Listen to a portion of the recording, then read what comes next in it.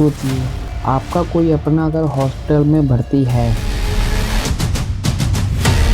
आप डरे हुए हैं, परेशान हैं, तभी एक नर्स आती है और कहती है, डॉक्टर साहब आपसे अकेले में बात करना चाहते हैं। आपको एक कैबिन में बुलाया जाता है। वहाँ डॉक्टर से ज़्यादा एक मैनेजर बैठा हुआ है।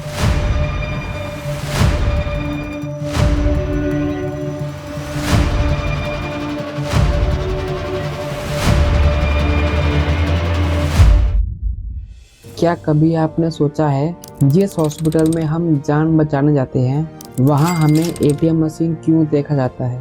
पहले हॉस्पिटल सेवा के काम होते थे, लेकिन आज के बड़े हॉस्पिटल को बड़े बड़े बिजनेसमैन और विदेशी चला रहे हैं।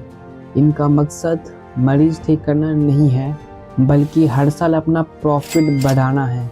इनके लिए हॉस्पिटल का बेड एक होटल के कमरे जैसा है। जितने दिन बेड खाली रहेगा, हॉस्पिटल का नुकसान होगा। इसलिए कई बार जो मरीज 2 दिन में घर जा सकता था, उसे चेकिंग के नाम पर 4 दिन रोका जाता है। जब हॉस्पिटल का मकसद सिर्फ पैसा कमाना हो जाए, तो इलाज अपने आप में लूट बन जाता है। अब बात करते हैं बिल की। आपने नोटिस किया होगा, बिल इतना लंबा होता है कि आप समझ ही नहीं पाते। इसमें 2 बड़े खेल होते हैं। टेस्ट का खेल। क्या आपने सोचा है कि हर एडमिट होने वाले का वही 15-20 टेस्ट क्यों होते हैं? रिपोर्ट बताती है लगभग 30% टेस्ट की कोई ज़रूरत नहीं होती। वो सिर्फ इसलिए किए जाते हैं ताकि हॉस्पिटल की मशीन्स का खर्चा निकले और डॉक्टर का कमीशन बने। आईसीयू का ट्रैप। सबसे ज़्यादा कमाई आईसीयू में होती है, जहाँ एक दिन का बिल 50,000 से 1 लाख तक जा सकता है।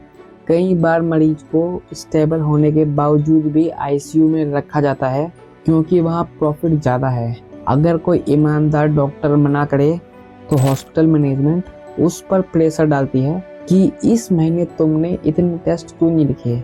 अब एक और कड़वा सच, आप हॉस्पिटल में हैं और डॉक्टर दवाई लिखता है। आप वही दवाई बाहर से सस्ती लेने जाते हैं, लेकिन हॉस्पिटल स्टाफ कहता है बाहर की दवाई नहीं चलेगी। ये एक सफ़ेद झूठ है। असली वजह है कमीशन। हॉस्पिटल वही दवाई रखता है जिसमें उसे सबसे ज़्यादा बचत हो। हॉस्पिटल दवाइयाँ और मेडिकल के सामान पर 1000% से भी ज़्यादा प्रॉफिट कमा रहे हैं। जो इंजेक्शन बाहर 100 का है, वो हॉस्पिटल के अंदर 1500 का दिया जाता है। क्यों? क्योंकि आप फंस चुके हैं और आपके पास कोई और दूसरा रास्ता नहीं है। बहुत से लोग कहते हैं हमने तो इंश्योरेंस लिया है, लेकिन असली खेल वहाँ भी है। हॉस्पिटल को जैसे ही पता चलता है कि आपके पास इंश्योरेंस है, वो वही इलाज जो 1 लाख का था, उसे 1.5 लाख का देते हैं। फिर इंश्योरेंस कंपनी क्लेम देने में नखरे करती है और एंड में प्रीमियम बढ़ जाता है। पिसता कौन है?